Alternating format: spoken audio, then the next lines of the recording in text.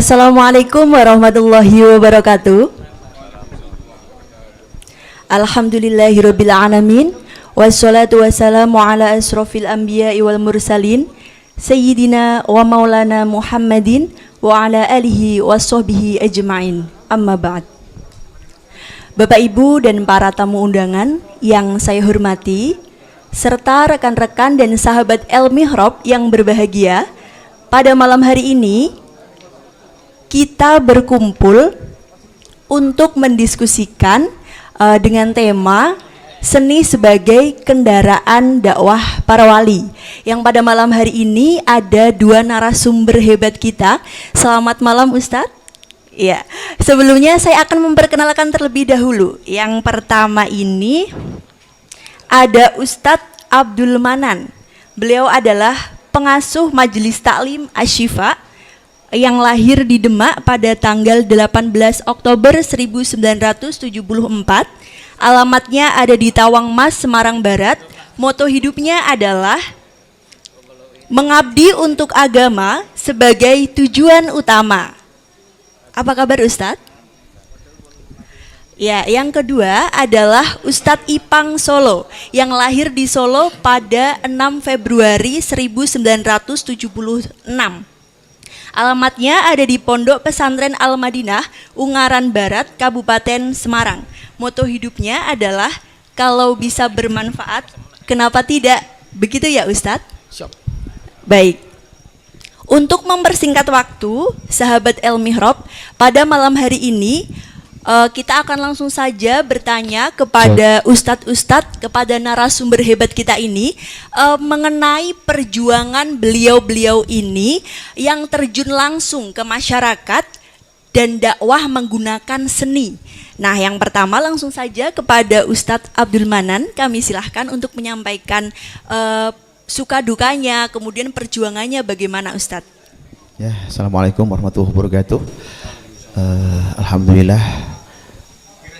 Tentunya kalau bercerita tentang dakwah, di mana sejak 1998 saya bahasanya hijrah ke Semarang, itu tentunya tidak langsung bisa mendapatkan masa yang banyak, tidak, tetapi terkait dengan lingkungan masyarakat yang mungkin bisa dibilang tingkat keimanan dan mungkin akhlak dan juga moralitas daripada masyarakat atau SDM dari masyarakat sekitar yang terkait dengan urusan agama tentunya harus perlu dibina dengan perlahan, dan sehingga dengan berjalannya waktu dari 98 sampai sekarang, kami dan teman-teman di Majelis Asy-Syifa itu mendirikan satu jamiah yang namanya Asy-Syifa, di mana Majelis Asy-Syifa ini bergerak di bidang bacaan sholawat atau maulid Nabi SAW, yang tentunya diiringi dengan seni arbana atau hadroh. Dengan demikian, hadroh ini juga kita merekrut jamaah itu juga berawalnya tidak serta-merta langsung kita mengundang daripada remaja-remaja sekitar, sampai berkali-kali kita mengundang, sampai mereka juga beberapa kali kita undang, istilahnya tidak ada respon yang positif. Seringkali kita justru malah mengundang bapak-bapaknya untuk hadir di masjid tersebut. Itu sebagian kecil yang bisa saya sampaikan sementara. Oh iya Ustadz, jadi tidak mudah gitu ya untuk memperjuangkan atau dakwah di masyarakat, itu perlu proses begitu. Bagaimana dengan Ustadz Ipang? Monggo Ustadz. Bismillahirrahmanirrahim. Assalamualaikum warahmatullahi wabarakatuh. Waalaikumsalam. Selamat malam Mbak Ustadz. Bila boleh diperkenankan, kami hanya sedikit mengejawantahkan apa yang mungkin sempat menjadi romantika kami dalam berdakwah. Satu hal yang sangat-sangat menjadikan spirit utama bukanlah kesenian, bukanlah hal apa yang ada dalam diri kita, diri kami khususnya, tapi adalah spirit dan doa dari guru kami tentunya, beliau Al-Habib Ahmad Mutahar, yang memberikan satu amanah, tugas. Mungkin bukan hal yang bagi orang mungkin dianggapnya remeh, tapi buat kami itu adalah hal yang sangat istimewa dan hampir kayak ketiban gunung bahasanya gitu. Tapi rasanya ketika kami kemudian bertugas ataupun harus hijrah ke Al-Madinah di Setoyo Ungaran Barat, tempat yang dimana itu jauh dari peradaban, orang kira jauh dari keramaian, di tempat yang dingin, sunyi. Tapi disitulah alhamdulillah ketika ditarik mundur sekian tahun yang lalu, kami ditempa di sebuah sanggar, kami orang pelaku kesenian, kami ditempa dalam sebuah kegiatan di kampus, dan kita sering road to sanggar-sanggar yang dimana kami digembleng untuk selalu ada siap untuk dalam segala macam lini, segala macam keadaan sebagai pelaku seni. Nah, tapi di sini waktu itu kan kita hanya sebagai pelaku seni yang menampilkan, mempertontonkan, menyajikan kepada siapapun sebagai audien, penonton ataupun halayak ramai adalah sajian kesenian semata. Tapi sekarang mau tidak mau ini adalah yang jenengan sampaikan tadi adalah sebagai gerbong, sebagai armada, sebagai mungkin kereta kencana untuk kita bisa meraih titik cintanya orang terhadap ajaran Rasulullah. Mungkin sementara itu, Ayu. Ya Ustadz, kalau boleh tahu sejak kapan Ustadz mendirikan Al-Mihrab Musik Nada dan Sholawat ini Ustadz? Kalau nun sewu, maaf, kalau Al-Mihrab Musik Nada dan Sholawat ini sebenarnya itu bentuk simultan dari hal yang kemarin kita, karena ada amanah ini. Tapi untuk tim kami ini adalah tim yang sebenarnya sudah sekian lama untuk kami silaturahim, kami saling belajar, kami saling mengkaji tentang bahasa estetika dalam nada, dan untuk tentunya dengan nada-nada sholawat dan message kebaikan dari lagu-lagu yang kami sampaikan. Begitu kiranya. Oh ya Ustadz, itu tadi sedikit cerita awal dari perjuangan Ustadz-Ustadz dalam membumikan seni sebagai media dakwah di masyarakat. Nah, selanjutnya Ustadz, pertanyaan selanjutnya, selama dakwah tersebut ada hal yang paling berkesan tidak Ustadz? Yang paling berkesan gitu, yang paling unik, pengalaman yang paling unik. Monggo. Jujur apa tidak jujur? Jujur dong. Oke, yang paling berkesan adalah malam ini ketemu Anda, Mbak. Dan ditanya tentang hal itu sangat berkesan buat kami tentunya. Karena tidak pernah orang nanya kayak begini. Baru pertama ini ya Ustadz? Dan di tempat yang sangat istimewa ini. Masya Allah. Jadi kalau yang berkesan, setiap langkah kami, setiap hal yang kami lakukan semua adalah kesan. Tergantung nilai yang mungkin orang pandang. Karena kami melangkah di tempat-tempat yang semuanya berkesan begitu tentunya. Kepentingan dari awal tadi bahwa kita ada komunitas anak-anak kecil, di mana anak-anak kecil ini saya juga tidak nyangka.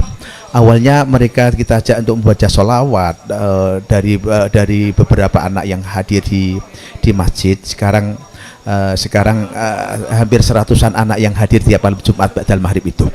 Nah, dalam ini yang bisa yang dibilang paling mengesankan, karena anak-anak yang tanpa kita paksa, tanpa kita iming-imi sesuatu yang menjadikan anak itu jadi apa namanya kepenjot gitu, tapi mereka kenapa ya tidak ada, belum ada alat musik baik hadroh atau apapun juga, kita hanya bacaan sholawat atau membaca maulud Nabi secara polos tanpa musik. Mereka antusias sekali untuk hadir di majelis kami di Masjid Nurul Hasan tepatnya, dan jumlah mereka menurut kami untuk mengumpulkan anak yang kurang lebih dari 100 anak ini juga butuh waktu dan butuh proses lama, tapi alhamdulillah mereka antusias sekali. Dan ini awal daripada kami melangkah untuk membina anak-anak kecil ini. Bahkan baru beberapa hari yang lalu kita merekrut yang dewasa, karena dari awal tadi kita bilang bahwa yang kita kasih awal undangan yang pertama kali kita merekrut untuk jamiah yang kita bina itu adalah Jamiah Maulud Asyifa itu remaja. Kemudian karena mereka untuk diajak datang itu sulit, maka orang tua mereka yang aktif seperti itu. Oh iya, berarti memang jumlahnya itu tidak disangka-sangka gitu nggih Ustadz? Kalau bahasa Jawanya itu kersane Allah, ngoten nggih? dilalah kersane Gusti Allah. Nah, Mungkin seperti itu. iya. Baik Ustadz, itu tadi sahabat El Mihrab. Selanjutnya Ustadz, saya dengar dari panitia tadi, Ustadz ini juga menginsyafkan ini ya Ustadz, apa preman-preman gitu nggih? Nah, Itu ceritanya bagaimana Ustadz? Itu menarik gitu. apa ya, kalau menginsafkan itu terlalu Masya jalan, Allah, terlalu nggih. masya Terlalu Masya Allah. Nggak, maksudnya itu ya karena kita berdampingan dengan masyarakat yang beragam, dari yang memang dari awal sudah ahli ibadah, ada yang memang mereka itu dari jalanan dan sebagainya. Ketika mereka datang untuk bergabung ke tempat kita bareng-bareng untuk baca sholawat ataupun taklim dan sebagainya, kita tidak pernah menolak untuk itu, dan memang kita selalu bisa mendampingi mereka dalam keadaan dan bagaimanapun mereka, keberadaan mereka dan status mereka tidak pernah kita pisah-pisahkan atau kita tidak pernah memilah-milah untuk itu. Jadi sehingga mereka nyaman di dalamnya seperti itu. Oh ya, tidak membeda-bedakan gitu nggih Ustadz nggih. Oke. Untuk menarik perhatian mereka itu bagaimana Ustadz? Adakah trik-trik tertentu atau memang itu kehendak mereka sendiri datang gitu Ustadz? Nah, seperti ini. Tadi saya setuju dengan Ustadz Ipang bahwa kita tetap berlindung atau kita tetap irsyadul ustadz itu jauh lebih penting ya. Artinya apa ya, nasihat, doa dari guru-guru kita, guru-guru kami, terlebih beliau Sayyidil Habib Umar bin Ahmad Al-Mutahhar yang selalu membimbing kami dalam situasi dan kondisi apapun juga, selalu doa-doa beliau.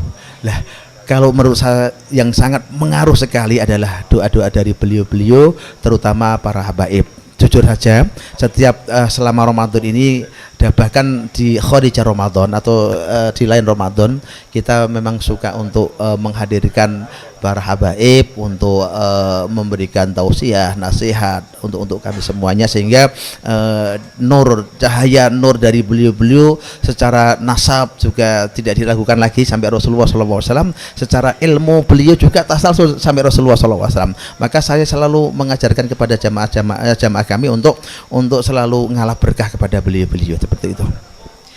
Berarti mendapat berkah dari para guru gitu nggih Ustadz? Insya Allah seperti itu.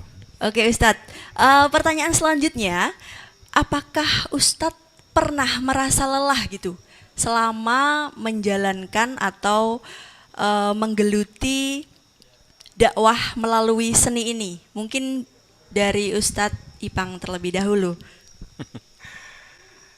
Kami tetap manusia, Mbak, yang dimana lelah adalah bagian dari kami, dan mungkin malas juga, nggak cuma lelah. Tapi ada satu ketika saya bertemu dengan seseorang, satu guru kesenian saya, di titik di mana saya mengalami titik alpa di sana, nol di sana, beliau cuma katakan, olah lelahmu menjadi energi tanpa batas. Dia adalah Iwan Buan FR di Jakarta sana. Oh, subhanallah. Dan itu yang menjadi spirit kami. Tadi kalau Ustadz Manan ngetinggalkan bahwasanya dari banyak teman-teman yang nun sewu, maaf belum tercover secara dakwah, secara ini dari preman atau apa, subhanallah, alhamdulillah. Nah, dan kalau kami kan memang di sini sebagai pelaku sini, ya, di mana biasanya dolanan yang kafe, ngopi, macam-macam begitu. Alhamdulillah dengan yang sering jadi spirit dari ketika kayak Bu Umar sering al-istiqomah afdal min alfi karomah. Nah, itu sering menjadi spirit buat kami, di mana hampir 4 tahun kita ngopi bareng, kita kumpul dengan teman-teman di kedai, di kafe yang tak sentuh itu. Ya alhamdulillah dari botol bisa pindah ke cangkir kopi. Nah, ya 4 tahun tapi ya lelahnya ampun dibahas. Nah, niku ketok ya bendino lelah niku. Nggih, Ustaz. Tapi alhamdulillah spirit dari guru, dari sahabat, mungkin dari para ustadz yang itu menjadikan asupan gizi buat kita untuk tetap tersenyum, tetap tegar, tetap berdiri tegak dengan bismillah insyaallah. Gitu. Tetap gigih ya Ustadz ya. Semoga. Oke. Bagaimana dengan Ustadz Abdul Manan?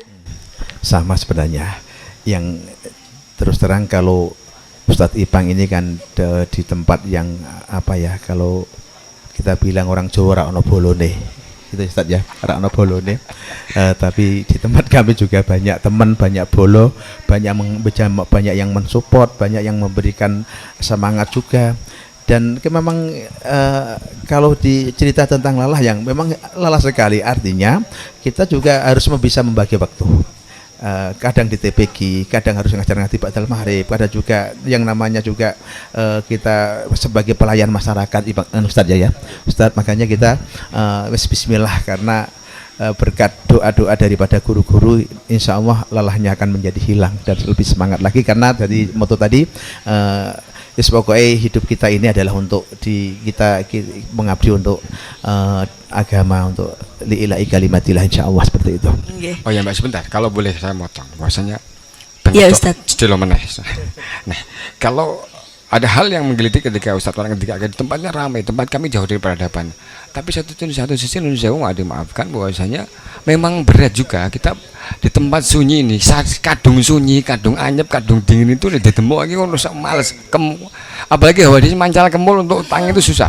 Nah, tapi Indonesia ada dua ranah yang kami sentuh, adalah di mana di kampung tempat kami tinggal di sana, di Al Madinah, dan di kampung sekitar, insya Allah alhamdulillah ya step by step, door to door, rumah ke rumah Pak Dembah kita suani satu-satu untuk ajak ngobrol sareng-sareng. Nah, tapi sisi lain kita jemput bola, kita turun ke kota, tetap kita nyambangi teman-teman kita dulu yang dulu kita ajak untuk dari botol ke kopi ini, akhirnya ben kopi tetap kopi kayak gitu kiranya.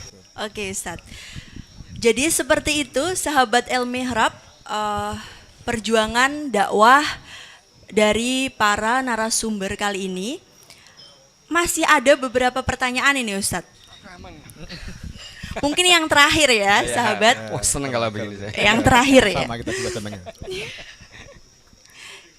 Begini Ustadz, dulu waktu awal hendak memilih media ini sebagai media dakwah, kesenian ini sebagai media dakwah itu motivasinya apa Ustadz?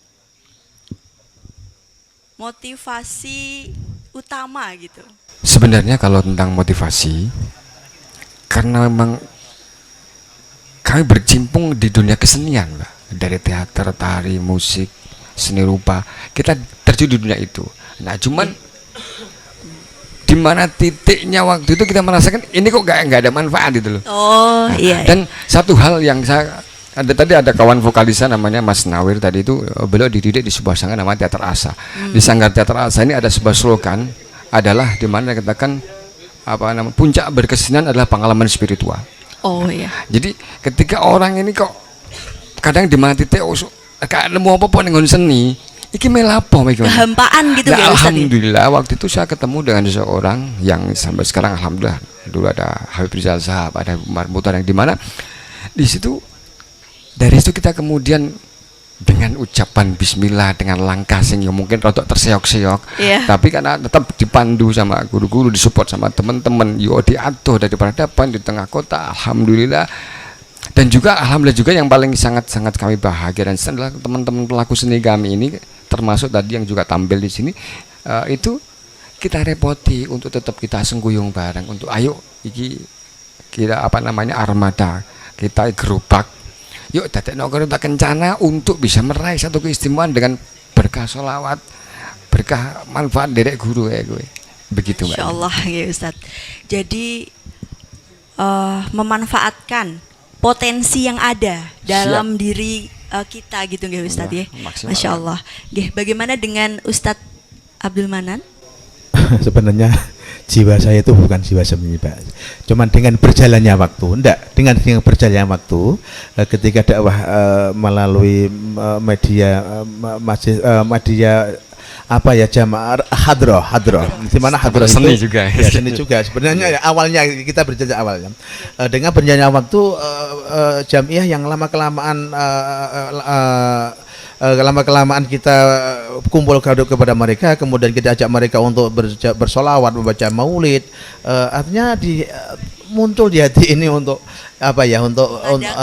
mengadakan seperti itu. Kemudian juga bapak-bapak baik dari karangan yang tua sampai yang kecil itu respon semua.